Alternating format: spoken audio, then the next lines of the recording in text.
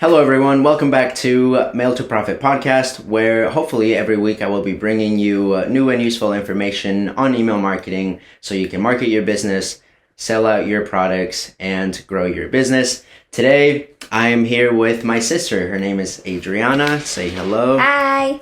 So, Adriana has a local business here in Houston, Texas. She has a liquor licensing agency.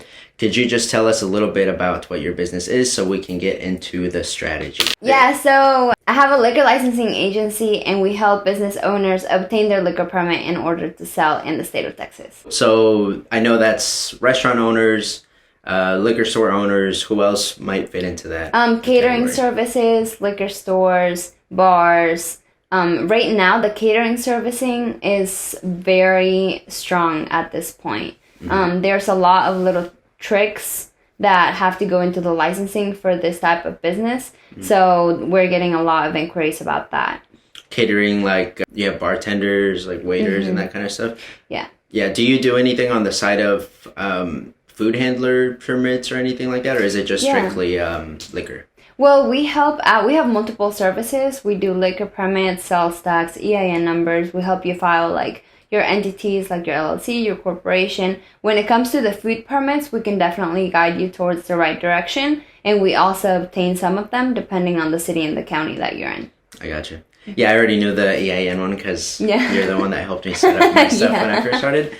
But yeah, let's dive into what we're actually going to be talking about, which is the email side of things, because it's probably a long time coming, but I've actually been helping you, set up some of the websites, maybe your emails and that kind of thing. I haven't been as involved as I probably should have in your business. I know.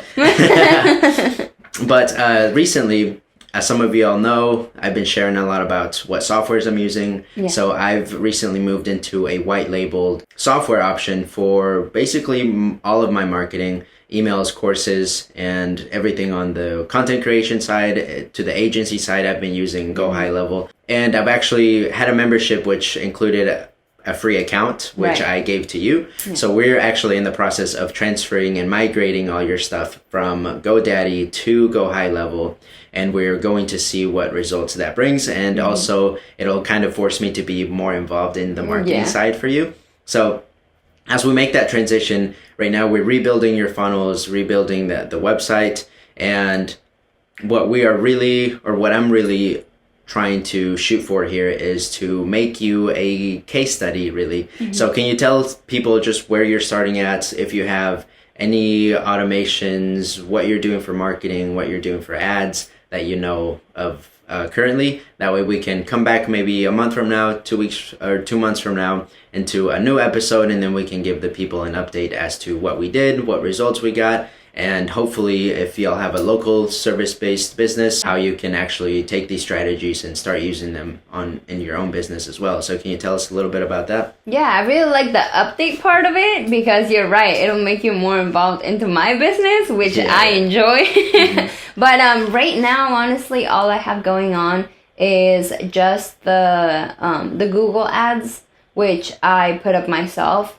So they're not doing their best, in my opinion, just because I don't keep track of it. So I don't think they're being optimized enough. And then as to the website, the only thing that I have on there is a form for inquiries. And it has name, email address, and just a message little square where they can just submit their question to us. But there isn't any type of animation or automation that will send out just an email after their inquiry or anything like that. I also don't have a newsletter going on either. So that's something that I would like to get started on. Also, there's multiple different types of permits that a person can obtain in Texas. So I would like to get like a little funnel started to where people are able to just take a little quiz or a test or answer a few questions, and it'll throw at them the type of permit that they'll need. Yeah. Just things like little things to make things easier on our side. Right. Which is, we've been talking about this for a long time, and we actually have a bunch of this stuff already kind of set up. We're really just waiting to make sure everything works and then pull the trigger on everything. But I think that from talking to local business owners and just having conversations with with other people that are in the same situation that you are really, and other clients that I've helped before. A lot of people really underuse and under leverage systems. So for example, in your situation we were talking about earlier, whenever someone fills out that info form on your website, you're actually manually having to go in once a month maybe, Yes. and exporting that list and then re-uploading it to your email marketing software, which like we said, now it's inside of Go High Level.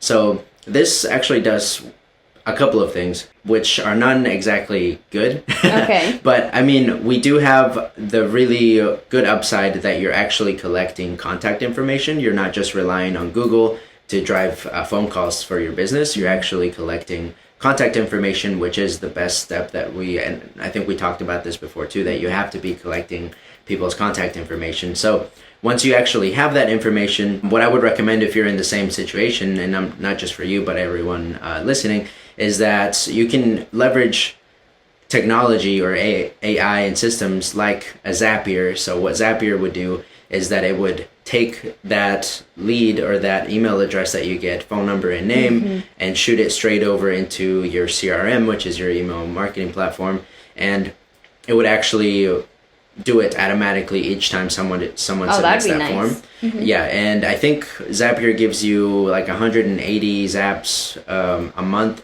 so it just resets. So as long as you're not actually getting more than 180 people submitting that form, and I could be wrong on these numbers, like I haven't looked at their plans in a while, but that actually is all done for you in the background, and you actually don't have to do anything. If you have more than those submissions coming in, then you do have to pay for an updated plan, but that is one way you can get around that. Now, hopefully, within the next couple of weeks, we actually got you all fully set up on Go High Level, so it would be all done in-house there, so we wouldn't actually have to get anything like a Zapier or anything like that. So the next thing that we're actually doing is, taking a look at those Google ads, making sure that all the funnels and all our messaging is congruent, and then setting up what I specialize in, which is the emails. So we will hopefully in a couple of months from now, we'll set up the email sequences and have everything ready and actually have enough traffic and people going through them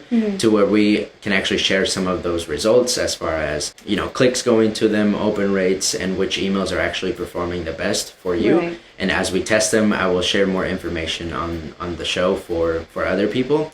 But what would you say is like your top priority thing right now to get done that could drive that could make the best difference in your business? Yeah, I would say like obviously I'm a business to business, so a lot of them do pay more attention to their phone than anything else, or to their email. So I think that would be the best thing to do right now, just to automate all of that. And you're right, going back to keeping track of the emails, I'm having to keep track of them as soon as they come in from GoDaddy on an Excel sheet, and writing down all the comments that I'm talking about with them on the phone. And then after, I don't know, a month and a half, once I'm ready to send out an email campaign, which I haven't been doing, I'll have to submit all of my emails into this other marketing platform to go ahead and send out a mass email. Right. But it's definitely a hassle, and if that's something that we can automate just by the website that you're talking about, I think that would be greatly beneficial, especially because it's going to be saving me time, and obviously that time is money. So right. Yeah, no, it'll make things a whole of a lot easier for you once we already have that set up. And the crazy thing is that the emails that we have sent, a lot of those... they're high crazy rate. Yeah. Open rates, yeah. They're I think I was looking at it, the website that you sent me earlier with all the analytics and all of that, I think it was in the 90s, the open rate. Yeah. So I was very impressed. Right, yeah, your industry isn't like most industries where people just opt in to get some sort of, free information, and sometimes you end up getting fake email addresses and people just trying to really just freeload off of the information that you have. The opt-ins that you're getting through your lead gen forms are actual business owners who are highly engaged and highly motivated to actually get this done. Yeah. So yeah, it's no surprise that your engagement on your emails is super high. Also, we sent a couple of emails a couple months ago for a new service you're getting, and guys, honestly, the replies to those were just a bunch of people saying like, please send me the invoice. Send which I've never invoice, seen people actually beg, a business owner to get invoiced. So that was actually a crazy experience. I talked about it in one of my emails as well. But yeah, that was a crazy experience as well. So I just want to outline a game plan that I'm actually going to put together for you. Okay. So that way, if you're listening, you have a local service-based business, or you have a family member that actually does have it as well, you can take the same approach and actually be able to set something up similar. So what we will start with is obviously get the full migration done and over with. So we're hosting everything through one platform and one platform only. We will still keep the other website up just because it's been there for longer. So we'll keep it up for SEO purposes, but we just set up a new subdomain, and that's where we're going to be redirecting traffic to and taking leads there and everything like that.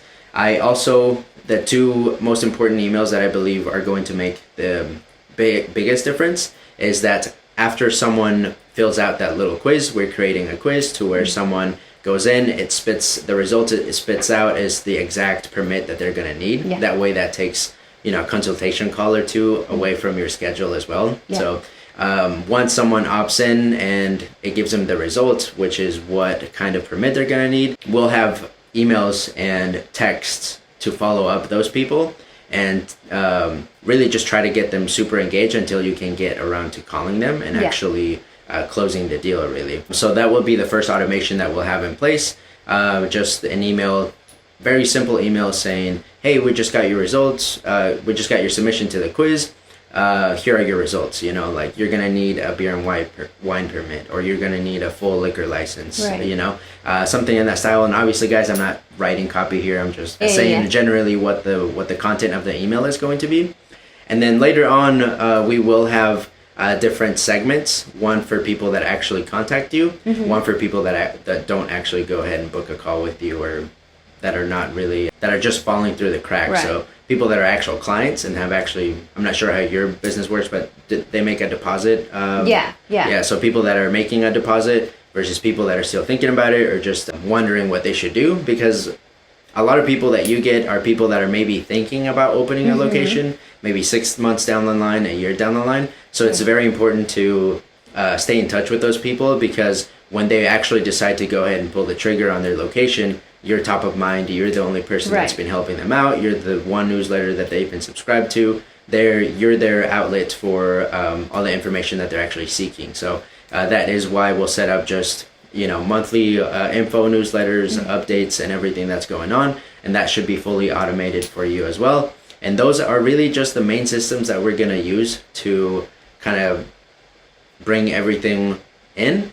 And then as we go from there, as we see how everything's performing, then we'll go ahead and maybe set up new automations and everything like that. But right off the bat, I think the simplest things are going to go the longest way. Right. So yeah, I think as long as we keep everything simple and congruent, since you're not in the space of being in your CRM all the time, it is just going to be the easiest route to go. And that way you're spending the least amount of time in your back end, and you can focus on actual service delivery and acquisition, really. So how do you feel about that? Yeah, I like that. So you were mentioning the tags. Is there a way that we can then switch off the tag of each client? So let's say from a potential client to a current client, instead of having to go in there, delete it, and then upload it back up as a current client from a potential? So we can set all of this up inside of Go High Level. So whenever someone becomes a client, when someone clicks a link, when someone replies to an email, those are all called triggers. That triggers often or lead to a response. So the way that system talks in the back end is that, let's say we set a trigger link to where if someone clicks it, it leads to a certain result. So in your particular scenario, that case would look like maybe we send an email that leads to a deposit. We see that they made a deposit, and then we have an automation or a condition that says when this contact makes a deposit, then we add the tag of a client and we remove potential a potential client tag. So that would all be done automatically. Wow. I mean, the only thing that I see for you that we would have to decide is where you want to keep taking your payments, because you're taking your payments all through QuickBooks, correct, I believe. Yeah. And I'm not sure if we can integrate QuickBooks into Go High Level. Okay. I believe they just do Stripe and PayPal. Okay. That shouldn't be too big of an issue, though. I'm sure we could figure something out around it. But yeah, that can all be done automatically, and that is definitely something that we can talk about once we Okay. Sounds good. get down into it. But yeah, I just really wanted to get on here and set the expectations. Also, making this video is gonna hold me accountable to getting around to it. I'm like, yes. And yeah, we can come back, a month or two from now and tell you all about the changes that we made, all the actionable things that you can start doing right now if you're in the same position. And yeah, if you guys have any questions, leave them in the comments. Review this podcast, save it if you found any value at all. And if someone knows someone that could benefit from a liquor license in the state of Texas, where can they find you? The website is txlla.com and the phone number is 936-235-8155, and then we'll take care of you.